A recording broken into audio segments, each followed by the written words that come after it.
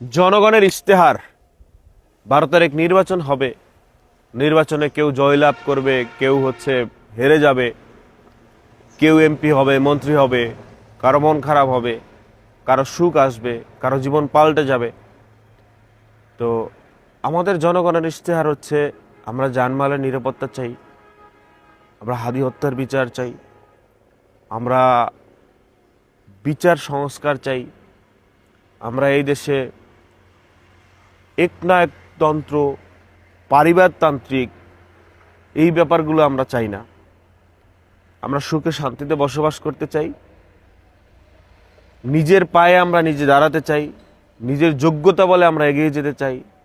একজন মানুষ ব্যবসা করবে, বিজনেস করবে, সে কর্ম করে মেধা খরচ করে কাজ করবে, সে যেটা লাভ করবে সেটা তার টাকা, তার অর্থ, তার ভালো, তার ভালোতে অর্থতে, তার টাকায়, হামে মুদ্রায়, আপনার ডলারে এসে যদি অন্য কেউ ভেটো দেয়, অন্য কেউ ছিনিয়ে নেয় তার সম্পদ, এইটা যারা শেষ করতে পারবে, চুরি, বাটপারি, চাঁদাবাজি, ক্ষমতা অপব্যবহার করা,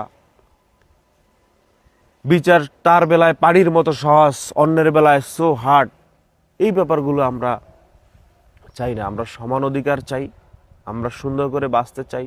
আমরা পাশের কোনো দেশ, আবার বলবো যে একটু দূরের দেশের সাথেও আমরা কোনো আধিপত্যবাদ চাই না। আমরা অন্যের দেশের পাচাইটা আমরা চলতে চাই না। আমরা নিজেদের পায়ে নিজেরা বড় হতে চাই। সকাল থেকে 5-7টা হাসি দিছি, যার জন্য কথা বলার মন মানসিকতা তৈরি হচ্ছে না। সো জনগণের আমাদের ইশতেহার, আমরা সুখে শান্তিতে বসবাস করতে চাই।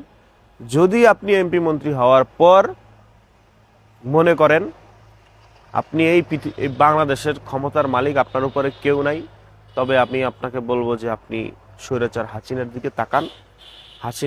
হাসিনার সাথে আপনি নিজেকে একটু কম্পেয়ার করেন যে আপনি কি এখন যেই লেভেলটায় আছেন, যেই চেয়ারটায় আছেন, এটা কি হাসিনার চেয়েও শক্তিশালী নাকি হাসিনার চেয়েও কম, সেটা নিজ আল্লাহ আপনাকে মাথা দিচ্ছে, সেই মাথা দিয়ে চিন্তা ভাবনা করেন।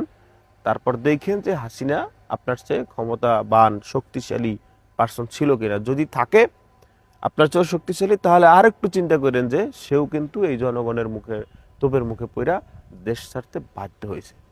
সো আপনিও যে দেশ ছাড়তে পারবেন বিষয়টা কিন্তু এরকম না। সবাই আবার দেশ ছাড়তে পারে না, সবার ভাগ্যে আবার বিমান জোটে না। সো ওইটা চিন্তা ভাবনা করেই যারা এমপি মন্ত্রী হবেন, অ্যাটলিস্ট এটা চিন্তা ভাবনা করেন, বেপরা হইয়েন না, স্বৈরাচার হইয়েন না। বাংলাদেশে কিন্তু স্বৈরাচারের জায়গা হয় না। হ্যাঁ, এটা মাথায় রেখে কাজ বাজ করেন। নেতাকর্মীদেরকে একটু